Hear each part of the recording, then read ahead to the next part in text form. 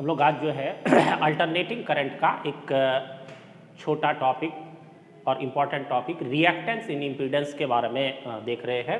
जैसा कि हेडिंग हम लगा दिए हैं रिएक्टेंस एंड इम्पीडेंस, प्रतिघात और प्रतिबाधा इसको हिंदी में कहते हैं, लेकिन रिएक्टेंस और इम्पीडेंस इसी नाम से इसको याद रखें। तो सबसे पहले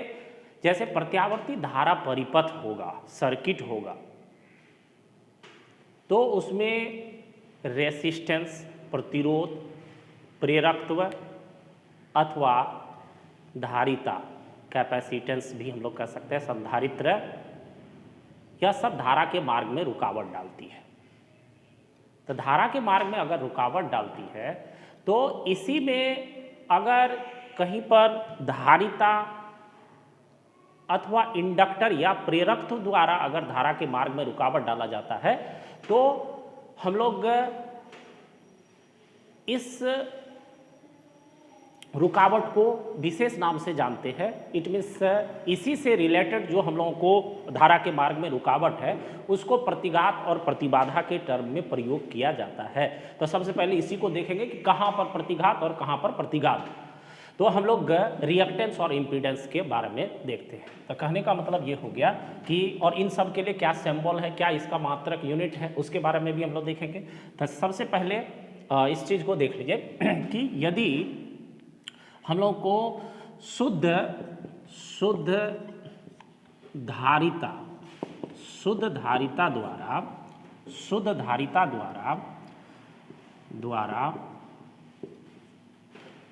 धारा के मार्ग में रुकावट, या हम लोग धारा के मार्ग में रुकावट अगर शुद्ध धारिता हो गया, इट में शुद्ध धारिता की बात हो रही, जिसको हम लोग धारिता को C से भी दिखाते हैं। शुद्ध धारिता द्वारा मार्ग में जो रुकावट होगा इसको हम लोग कहते हैं, यहाँ हम लोग को धारितीय प्रतिघात कहलाता है, या हम लोग को धारितीय प्रतिघात कहलाता है।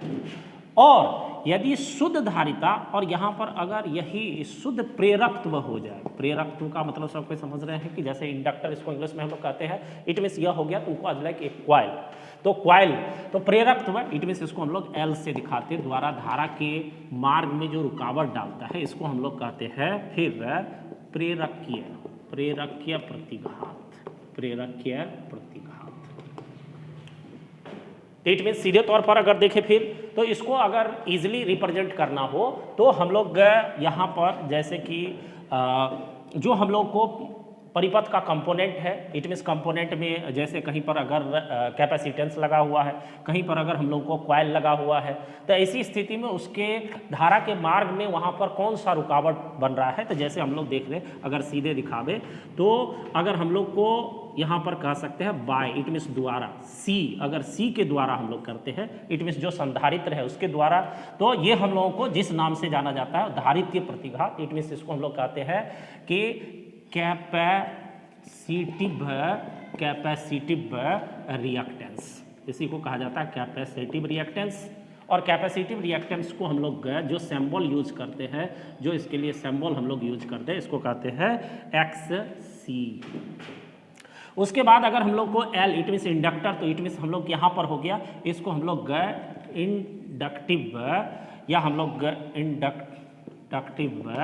इंडक्टिव इसको रिएक्टेंस कहेंगे, इंडक्टिव रिएक्टेंस कहेंगे, और इसको हम लोग XL से सूचित करते हैं। तो इट मीन्स अगर सम्मिलित रूप से, लेकिन हम लोग यहाँ पर जो कॉमन टर्म इस दोनों में से किसी के भी द्वारा अगर धारा के मार्ग में रुकावट डालता है तो इसको हम लोग जो टर्म यूज करते हैं वो हो गया रिएक्टेंस, या रिएक्टेंस हो गया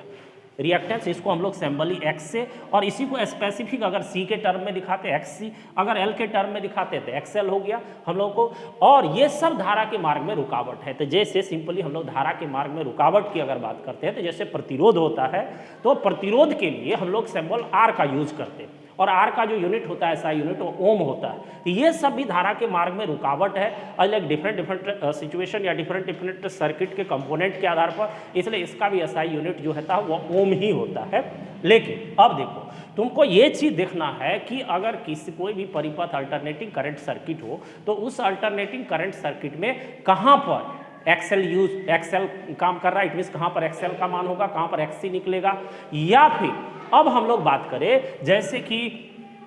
किसी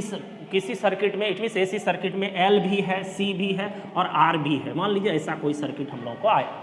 तो इसमें से किसी दो के कॉम्बिनेशन से, मान लीजिए एल आर या एल सी या सी आर या आर सी, इसमें से किसी भी दो के कॉम्बिनेशन से जो धारा के मार्ग में रुकावट होगा उसको हम लोग कह सकते हैं कि उसको हम लोग कहते हैं इम्पीडेंस। इम्पीडेंस इट मीन्स उसको प्रतिबाधा ऊपर कहते हैं। तो सबको क्लियरली ये बात समझ में आनी चाहिए कि यहाँ पर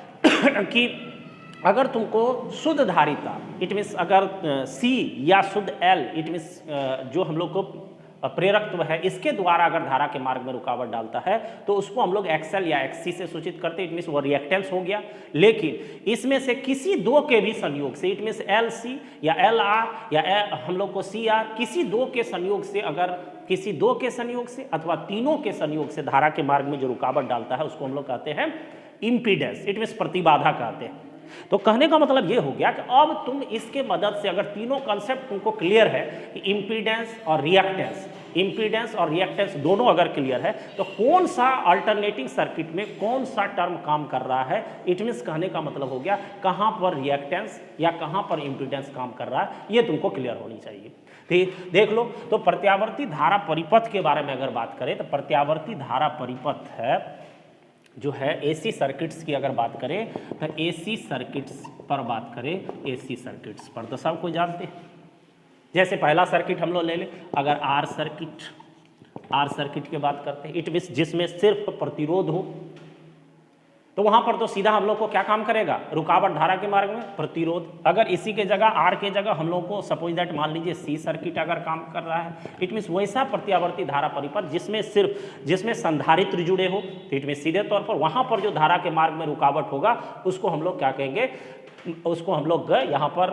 अगर सी सर्किट है तो इट मीन्स वहाँ पर कैपेसिटिव रिएक्टेंस काम करेगा धारा के मार्ग में, जो रुकावट होगी उसको कैपेसिटिव रिएक्टेंस से हम लोग जानेंगे और उसको हम लोग किससे सूचित करेंगे, एक्ससी से। अब इसी तरह से सी के बाद एल सर्किट के बारे में भी सबको ज्ञात होना चाहिए। एल सर्किट इट मीन्स कहने का मतलब ये हो गया कि यहाँ जो धारा के मार्ग में रुकावट होगा इस सर्किट में, उसको हम लोग किस नाम से जानेंगे, इंडक्टिव रिएक्टेंस के नाम से। अब ये तीनों हम लोग को मूल सर्किट हो गया।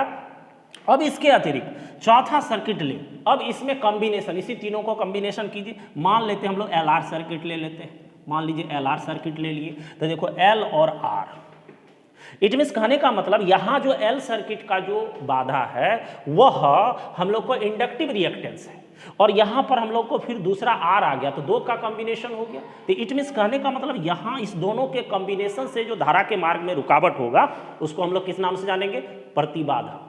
इट मीन्स इम्पीडेंस को। और इम्पीडेंस को किससे सूचित करते हैं, तो हम लोग उसको जेड से सूचित करते हैं। तो यहाँ पर क्या काम कर गया, इम्पीडेंस, यहाँ पर क्या काम कर गया, इम्पीडेंस, और इम्पीडेंस को किससे सूचित करते हैं, जेड से। अब इसी तरह से मान लीजिए पांचवा आप सर्किट लेते हैं, एलसी सर्किट ले लीजिए, फिर हो गया एल और सी, इट मीन्स इस दोनों का कॉम्बिनेशन। तो यहाँ जो धारा के मार्ग में रुकावट होगा उसको फिर हम लोग किस नाम से जानेंगे, प्रतिबाधा, इट मीन्स इंग्लिश में उसको इम्पीडेंस और डिनोटेड बाय जेड। और उसके बाद फिर हम लोग एलसी के बाद एलआर एलसी हम लोग ले लिए, अब हम लोग लेते हैं सी आर, इट मीन्स फिर हो गया सी और आर का कॉम्बिनेशन, और सी और आर का कॉम्बिनेशन किसी दो का कॉम्बिनेशन होगा, तो इट मीन्स उस परिपथ में धारा के मार्ग में जो रुकावट होगा उसको हम लोग किस नाम से जानेंगे, फिर impedance, it means denoted by Z. यहाँ पे हम लोग को इम्पीडेंस काम करेगा। और 7 में अगर हम लोग तीनों का कॉम्बिनेशन